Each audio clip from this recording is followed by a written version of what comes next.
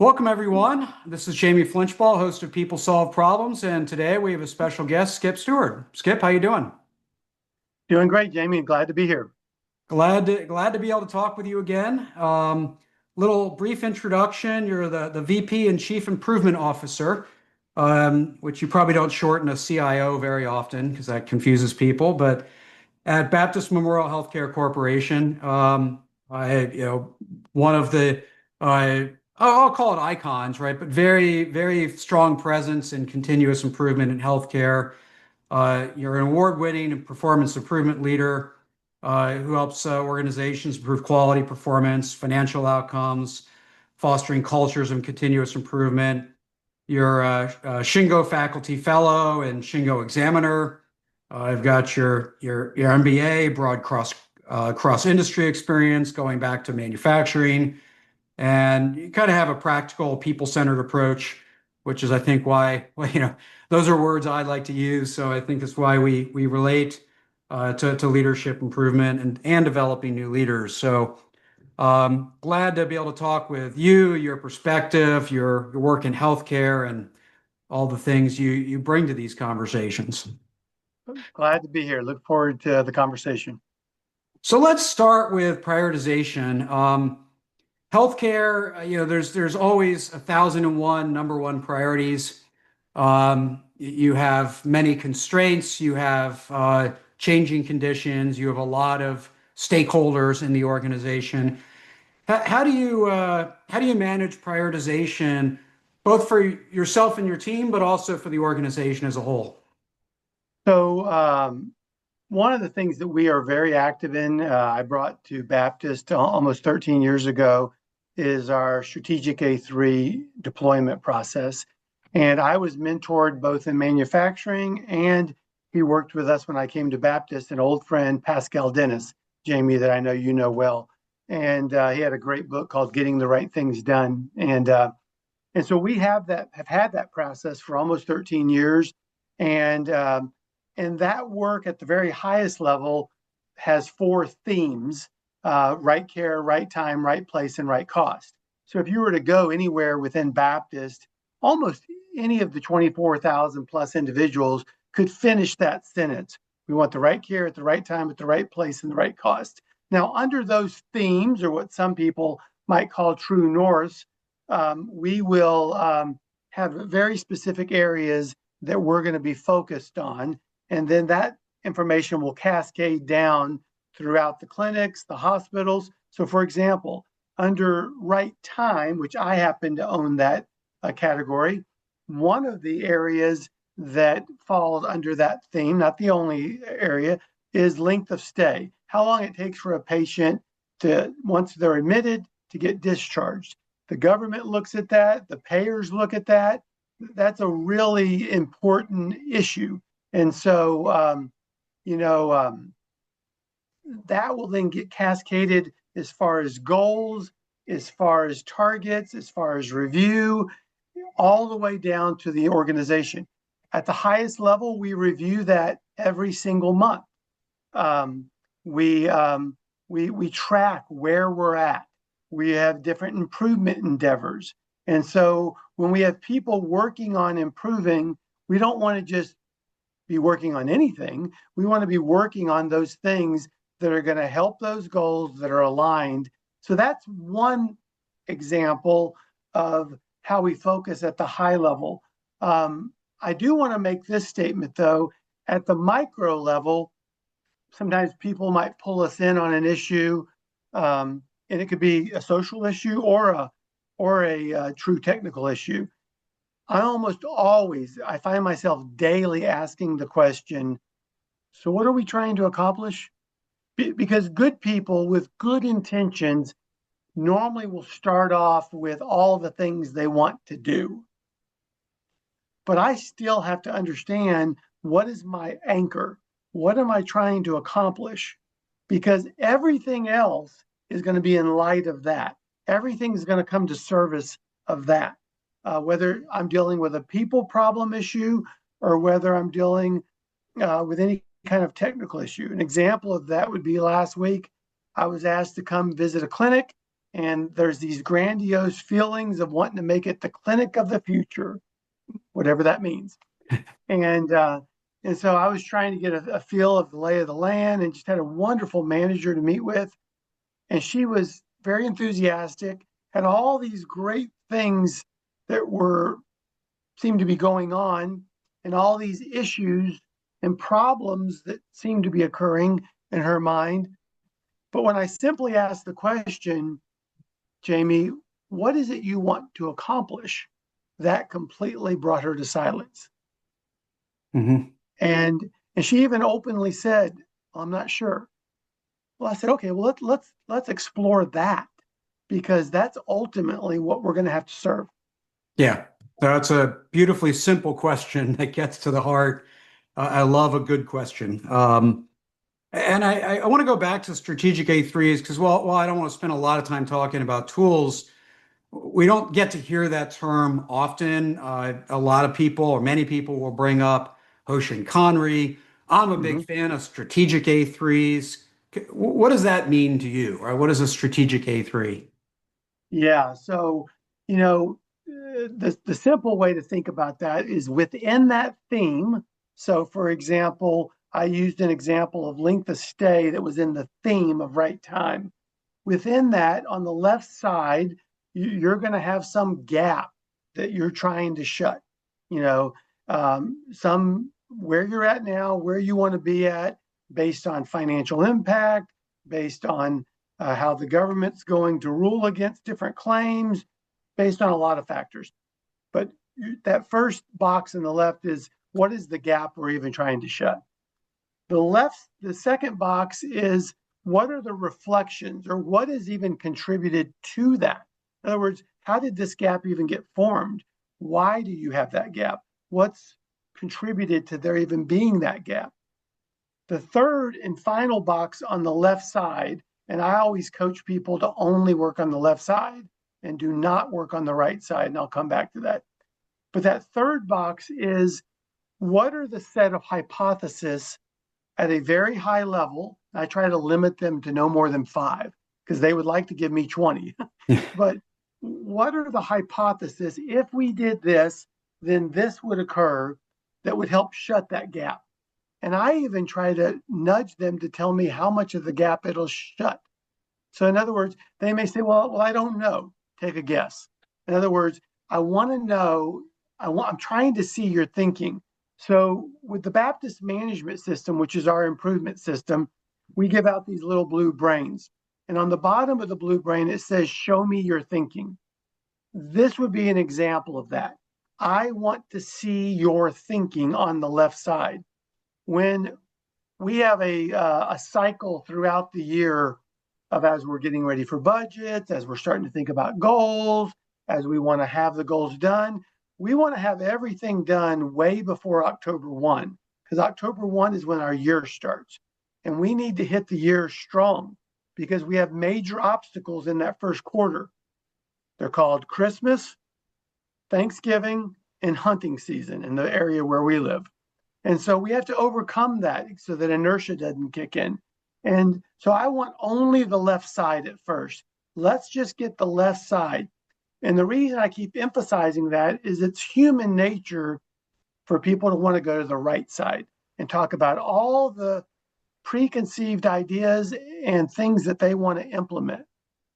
I don't even want to go there yet. I only want to know what is the gap, what's contributed to that gap, and what are the high level hypotheses. If we do this, then this would occur that would shut that gap. So then we'll get to the right side, and then we use that strategic A3 to turn it into what we call a status A3 for our monthly updates. And the status A3 is nothing more than the study and adjust for those that are familiar with the plan, do, study, adjust. So I know some people use the plan, do, check, act. We just call it plan, do, study, adjust. That status A3 that gets reviewed every month, all the way down to the organization, is that study and adjust. But we want to cascade those A3s at the highest level all the way down to the entity levels so that we can see that work getting done. Great. lots of clarity, lots of transparency in that, lots of ability to see the progress as things go, and keep people true to what those four key themes began with. Kind of again, what are we trying to accomplish at an enterprise level? You kind of hinted earlier about some of the working with people and getting teams together. Healthcare is particularly tricky because you have a lot of specialists, you have a lot of departments, you have a lot of just inherent fragmentation in the people and the work and the structure, which in my mind would increase the need for that collaboration. How do you approach collaboration? How do you approach involvement? How do you get people across the organization involved together? Yeah, let me first by say our Baptist management system, which is our improvement system, sits upon 11 guiding principles: people principles, process principles, and purpose principles. We're heavily influenced by the Shingo Institute. So we do a lot of things to promote the thinking of those principles. I say that at first because you notice I started off with people principles. And within the Baptist management system, 13, some people like to call them tools, I like to call them subsystems. We have two pieces that really promote those people principles. One is TWI job relations. We're heavy into that because TWI job relations, I like to explain to people, it's the best way I'm aware of to operationalize respect for every individual. And it's how do we deal with people problems? Until we have AI and bots running everything, we're going to have people. And are we going to show them respect? Are we going to respond to them in an objective way or an emotional way? And so TWI job relations is a huge piece of that. The second piece of that is practicing humble inquiry. And I say practicing because all of the elements of the Baptist management system are based on skill acquisition. So when I approach you, whether you be a renowned physician or whether you be someone on the janitorial staff, whether you be someone in Arkansas, Mississippi, or Tennessee, you're a unique individual. There is no one else like you. And so I need to approach it in that way. So humble inquiry would have me asking questions that I don't know the answer to. They're open-ended questions.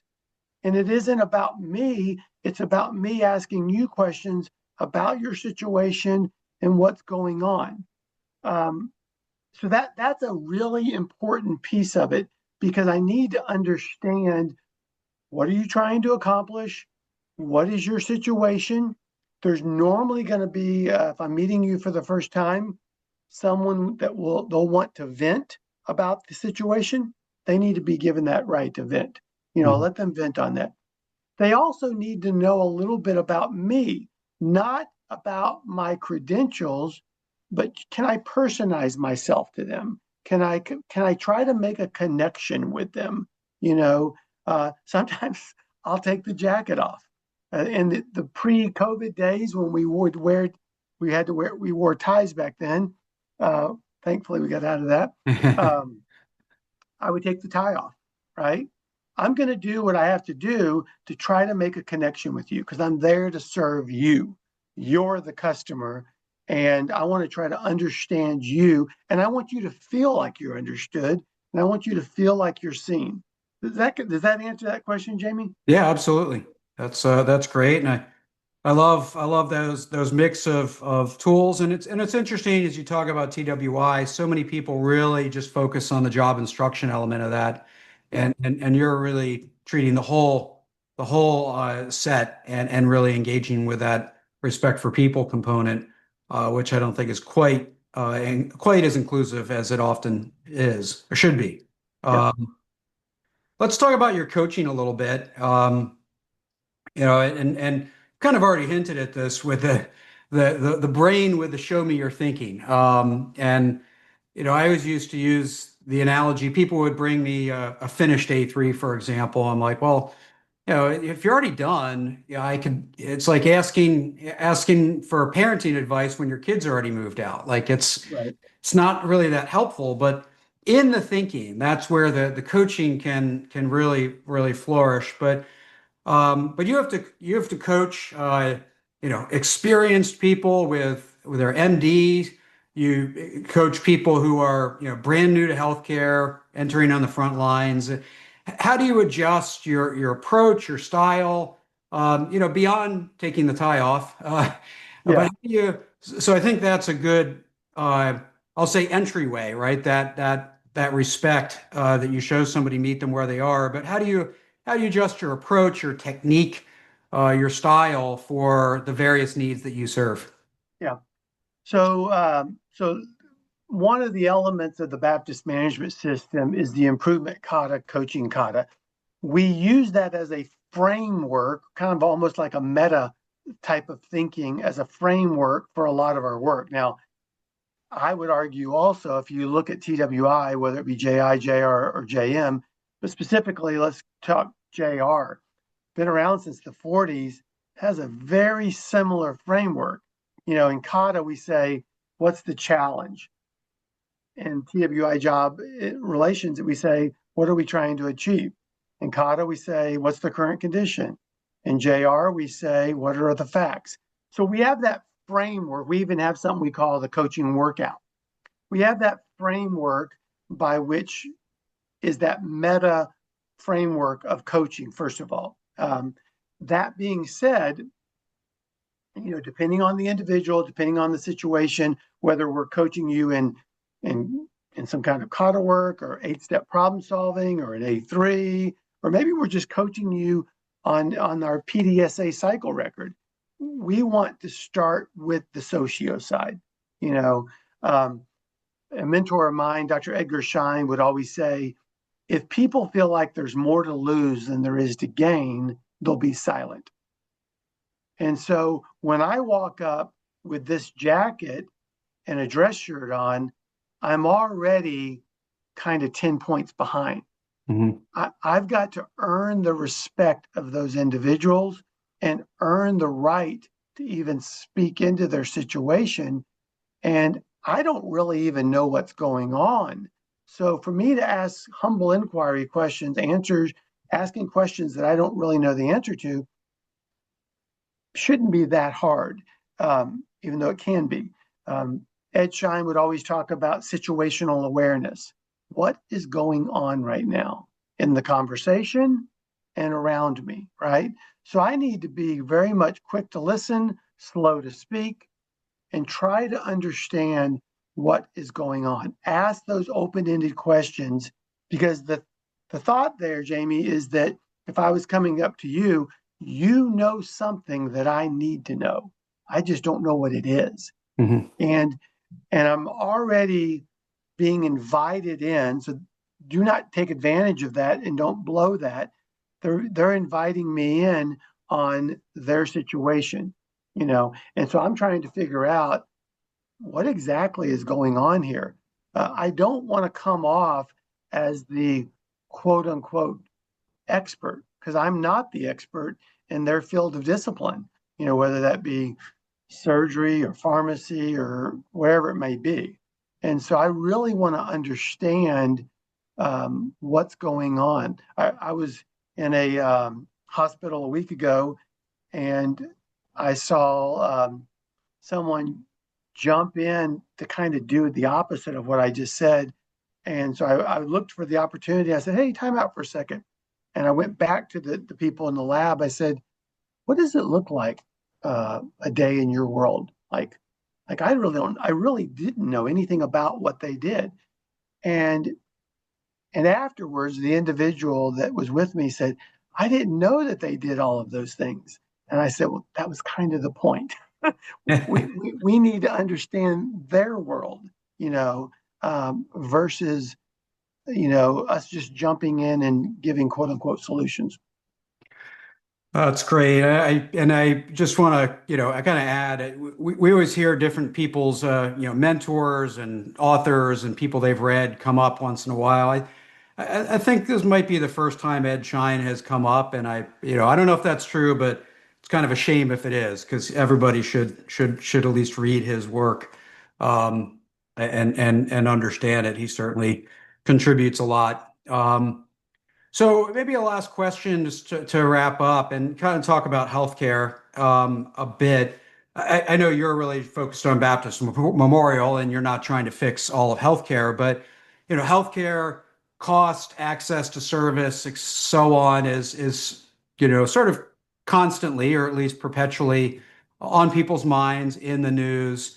Um, Maybe can you give us some hope on how good fundamental continuous improvement practices can help solve the underlying healthcare concerns we have in this country? Yeah, I think, first of all, I liked how you framed that up. The reality is, in my 34-year career, healthcare is the most complex socio-technical system that I've ever seen. And to quote one last time, Ed Schein would always say that it's not just a socio-technical, it's an open socio-technical system. And he would really emphasize that, and he would teach me about that. Um, and so that being said, it's a very complex. I don't believe there's any kind of simple, magic wand or the next AI that's going to be sold to someone that's going to solve all the issues. But what I do believe is that a mindset can take one part of the process at a time, whether that be the social or technical or really just the whole thing. And for example, in our length of stay, we have been working on length of stay with a high concentration in the last 3 years. And it's not an overstatement to say we have seen improvement in our most complex hospitals and in such a way that we had a longtime 30-year veteran of our system said that I never thought in my lifetime I would see those hospitals, which is our largest ones, to be that good. And and I think it's really because of the mindset. It isn't one simple thing. It's trying to figure out how do we get the patient to flow, which that's very difficult because if the information isn't flowing, the patient isn't flowing. And what are we trying to accomplish? But then there's all these little subsystems in healthcare, and you have to determine which ones are you going to focus on. And I like to equate it to there being a bunch of rocks and beaver dams in the stream, and you can't attack them all. And I get to where many times people want to attack the big things. Okay. But at some point, you've got to start going after some of the smaller boulders. And how are you going to remove them? And what is keeping that flow from occurring? And what mechanisms do you have set up to continuously improve? For example, when we first started this work, we were putting in what's known as an MDM, multidisciplinary meeting, which basically means you're looking at the progression of a patient. Are they moving forward? Are they progressing forward? And when we first started off this effort, I'd like to tell you this is an exaggeration, but the meeting took 2 hours. And I remember thinking, there's no hope of survival if we don't get it down. Well, today, not because of me, but because of the real people doing the real work in the hospitals, led by physicians, it's 15 minutes. Now, it is a productive 15 minutes, and it's rich in information. But Skip did not come up with those ideas. The real people, the real physicians, and the real nurses that do the real work every day took one step at a time with the right thinking, with that PDSA, running hypothesis thinking and experimenting. And so that should give us hope because when I've seen that occur, I mean, yes, has it radically reduced our length of stay, which has reduced our penalties? And yeah, it really has. But even more important than that, we all know that it's better for the patient to be out of the hospital, not in the hospital. Mhm. So we're doing what's best for the patient. How do we move them? Because I remember what one hospital said, and I keep talking, Jamie, and I won't, but I loved when this doctor said this, in one of these other hospitals. He said, you know what the big aha for me this past year was, Skip? I said, no, I don't. He goes, I learned that it wasn't okay to wait. That's In other great. words, we became we became comfortable that the patient's just going to have to wait. Yeah, I know it's Friday and you could have been discharged. We'll get you discharged on Monday. But no, they could have been discharged on Friday. Yep. Why do they have to stay the weekend? And Yep. so those kind of personal stories that I'm involved with give me hope for other areas of healthcare. Is it very complex? Yes. Are there many challenges with the government and regulate? Of course there are. Is there one magic wand or thing that's going to fix everything? I don't. I believe it's a mindset that's going to fix things. I love it. Well, Skip, thank you for sharing your perspective, your experiences, your stories, and I certainly wish you and the entire Baptist Memorial team all the success. Thank you, Jamie.